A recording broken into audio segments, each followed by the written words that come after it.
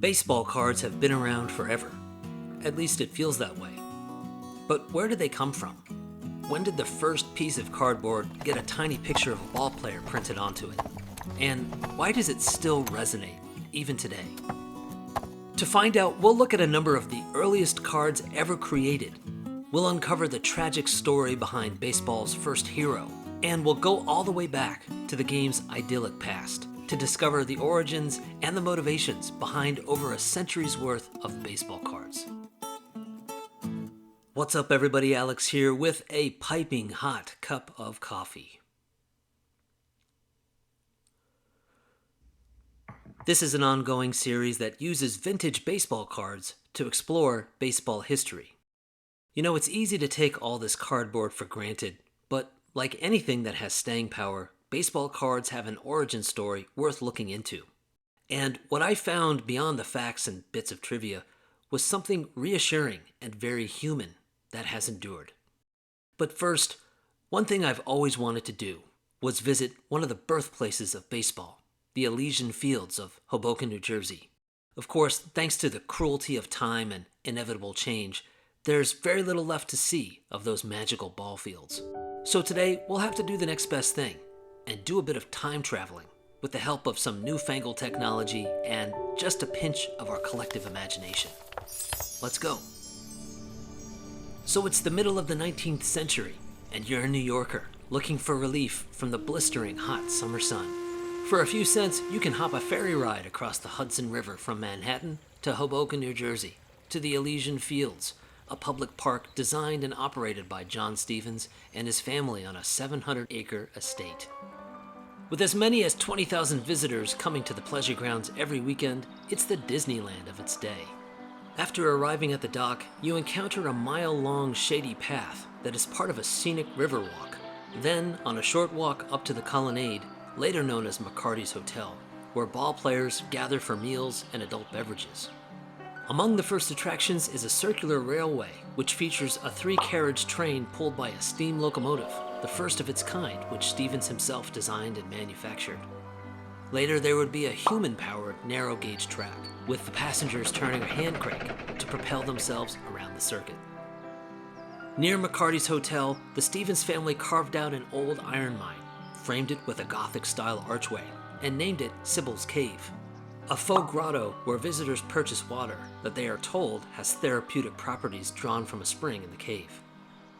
Beyond these, there are all kinds of ride attractions to enjoy, including a primitive Ferris wheel, a merry-go-round, a 10-pin alley, and a camera obscura, to name but a few. But of course, the element that would come to make the Elysian Fields most famous were its baseball fields. Along a road hugged by trees and the river on one side and thicket on the other, the forest opens up to a grass-covered plain. It couldn't have been drawn up any better. The perfect spot for some baseball diamonds. There are 3 of these in total, alongside the cricket grounds as the two sports battle it out for cultural preference in the United States. The Knickerbockers, Gothams, Eagles, Empires, Mutuals, Actives, and others will play here, as the game slowly but surely makes its way into the American psyche. So how did all of this lead to depictions of baseball and its players getting printed onto cardboard to collect and trade? The credit probably belongs to a sporting goods company in New York called Peck & Snyder. In their heyday, Peck & Snyder manufactured all kinds of athletic equipment, including gear for baseball, and in 1868, they started printing simple trade cards.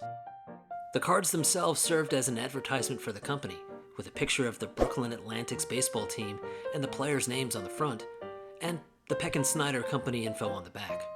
The 1869 Peck & Snyder featuring the Red Stockings is often considered by collectors to be the one, since it's the first in the series to feature the first professional baseball team.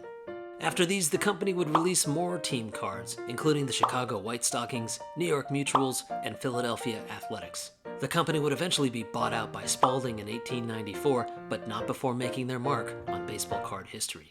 But hold up, there are still other entries to consider for the title of first baseball card.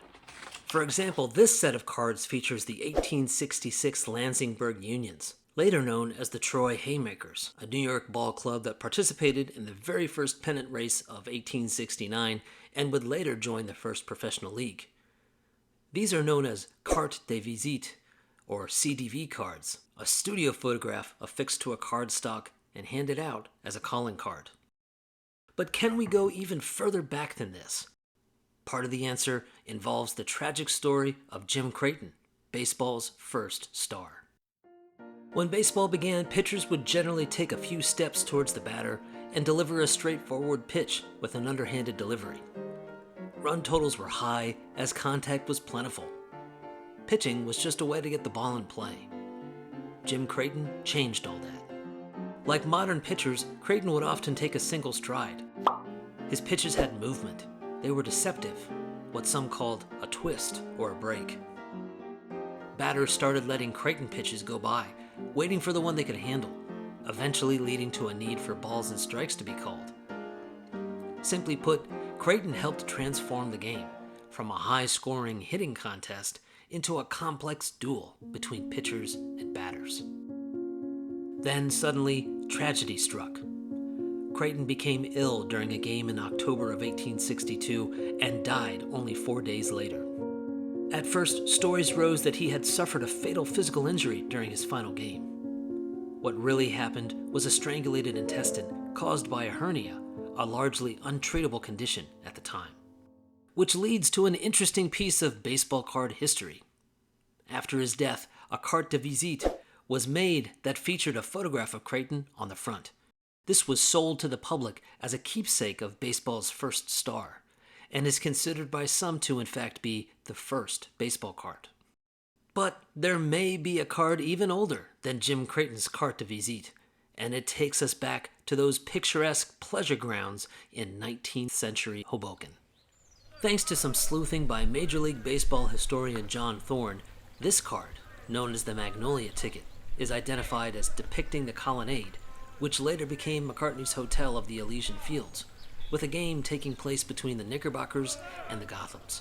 The card itself was actually a ticket to a ball held in February of 1844, and its sturdy construction suggests that it was meant to be a keepsake. It's considered the first depiction of men playing baseball in America, and in many ways, it could be argued that this is the first baseball card. So, which one is it? Are all of these truly baseball cards? Which was really the first? When I started this research, I was looking for the answers to all these questions. But what I found instead was something I consider to be much more meaningful, which is about the origins of these cards, the motivations that spurred Americans to put ball players on cardboard. It seems clear that, at least initially, they weren't made to sell tobacco or gum or to appeal to a fan base or a demographic. All of that would come soon enough. No, initially they were simply made to mark a moment in time, the same way that a family might gather for a portrait or a soldier might put on his uniform to create a keepsake before leaving for war. A baseball card was just a way of saying, I was there. I participated. A very human instinct that is still very strong in the game today. It can be argued that if marking a moment in time was the intention of these early cards, they were wildly successful, since here we are, reaching back across a century, pondering that same moment in time. Even though we weren't there, we can still see them and reflect. By the late 1800s, the Elysian Fields, the once idyllic site that almost seemed like a dream world, was divvied up by piers, factories, and railroads, and quickly and unceremoniously vanished forever. It turned out to be the first in a series of baseball tragedies to come, when Americans, in their haste to innovate and progress, violently destroy their past without a second thought. The plaques left behind the only trace of what had been.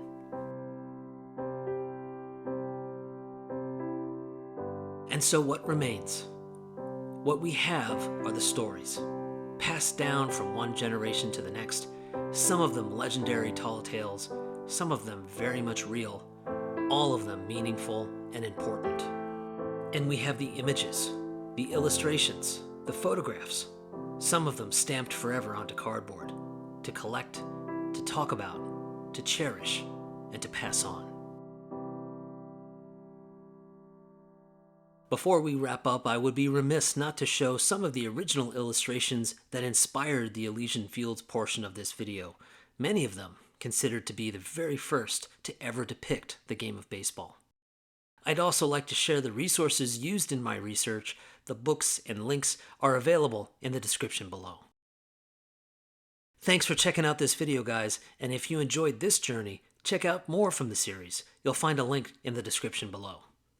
I hope you'll join me for another cup of coffee in the future. Until then, take care, and I'll talk to y'all soon.